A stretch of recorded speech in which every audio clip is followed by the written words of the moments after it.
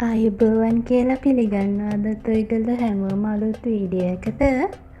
අද අපි කතා කරන්න යන්නේ අඹු සිම්බල් දේවස්ථානයේ නිර්මාණයේදී යොදාගත් ශිල්ප ක්‍රම පිළිබඳ ලස්සන විස්තරයක්.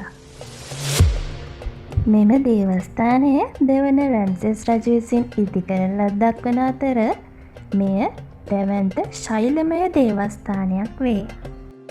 මෙය නව රාජධානි සමයට නැතහොත් ක්‍රිස්තු පූර්ව 13 වැනි සියවසට අයත් වේ.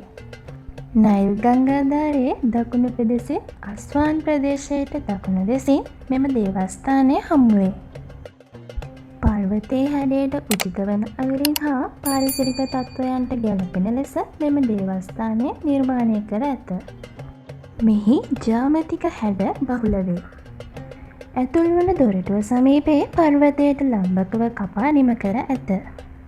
දිගින් අඩි 80ක් හා පළලින් අඩි 124ක් වේ.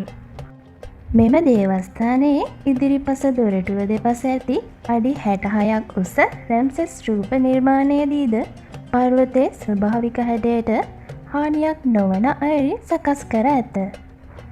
දේවස්ථානයේ ඇතුළත හා පිටත මූර්ති හා කැටයම් පර්වතය හැරීමෙන් මතු කර ඇත.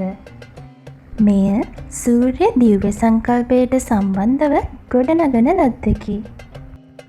අඹු සිම්බල් දේවස්ථානයේ එදා සහ අද තත්ත්වය පිළිබඳ සැලකීමේදී නයිල් නදිය හරහා ඉදි කරන ලද අස්වාන් වේල නිසා ජලයෙන් යටවුන අඹු සිම්බල් දෙවල වෙනත් උස් ස්ථානයක ස්ථාපනය කර ඇත.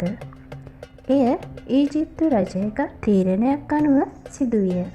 1968 දී නූතන තාක්ෂණය උපයෝගී කරගනිමින් අස්වාන් වේලට වඩා ඉහළින් කෘත්‍රිමව සකසන ලද කඳුගැටයක් මත යුනෙස්කෝ සංවිධානය ඉදිරිපත් වීමෙන් නැවත මෙම දේවස්ථානය ස්ථාපනය කොට ඇත.